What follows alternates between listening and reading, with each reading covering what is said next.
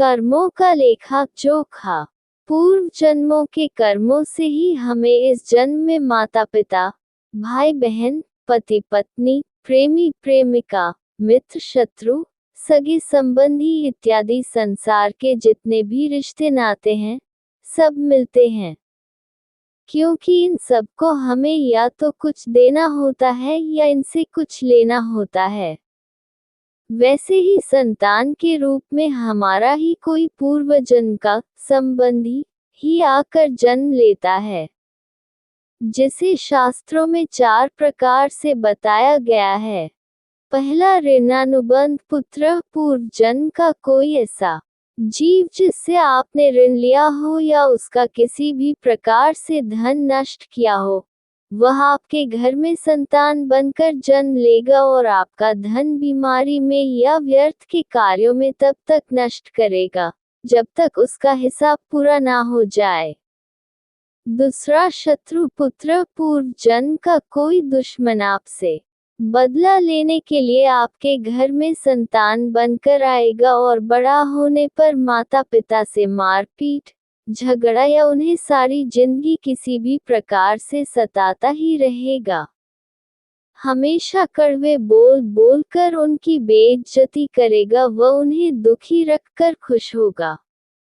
तीसरा, उदासीन पुत्र, इस प्रकार की संतान न तो माता पिता की सेवा करते हैं और न ही कोई सुख देता है, बस उनको उनके हाल पर मरने के लिए छोड़ देता है। विवाह होने पर यह माता पिता से अलग हो जाते हैं। चौथा, सेवक पुत्र, पूर्व जन्म में यदि आपने किसी की खूब सेवा की है तो वह अपनी की हुई सेवा का ऋण उतारने के लिए आपका पुत्र या पुत्री बनकर आता है और आपकी सेवा करता है। जो बोया है वही तो काटोगे। अपने माँ बाप की सेवा की है तो ही आपकी औलाद बुढ़ापे में आपकी सेवा करेगी, वरना कोई पानी पिलाने वाला भी पास नहीं होगा। आप ये ना समझे कि यह सब बातें केवल मनुष्य पर ही लागू होती हैं। इन 4 प्रकार में कोई सा भी जीव आ सकता है।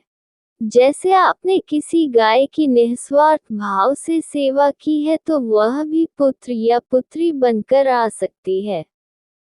यदि आपने गाय को स्वार्थवश पालकर उसको दूध देना बंद करने के पश्चात घर से निकाल दिया तो वह ऋणानुबंध पुत्र या पुत्री बनकर जन्म लेगी। यदि आपने किसी निरपराध जीव को सताया है तो वह आपके जीवन में शत्रु बनकर आएगा और आपसे बदला लेगा। इसलिए जीवन में कभी किसी का बुरा ना करें, क्योंकि प्रकृति का नियम है कि आप जो भी करोगे उसे वह आपको इस जन्म में या अगले जन्म में 100 गुना वापस करके देगी। यदि आपने किसी को 1 रुपया दिया है तो समझो आपके खाते में 100 रुपये जमा हो गए हैं। यदि आपने किसी का 1 रुपया छीना है तो समझो आपकी जमा राशि से 100 रुपये निकल जाएगा। जरा सोचिए, आप कौन सा धन साथ लेकर आए थे और कितना साथ लेकर जाओगे। इतिहास उठाकर देख लो, जो चले गए वो कितना सोना चांदी साथ ले गए। मरने पर जो सोना चांदी, धन दौलत बैंक में पड़ा रह गया, समझो वो व्यर्थ ही कमाया।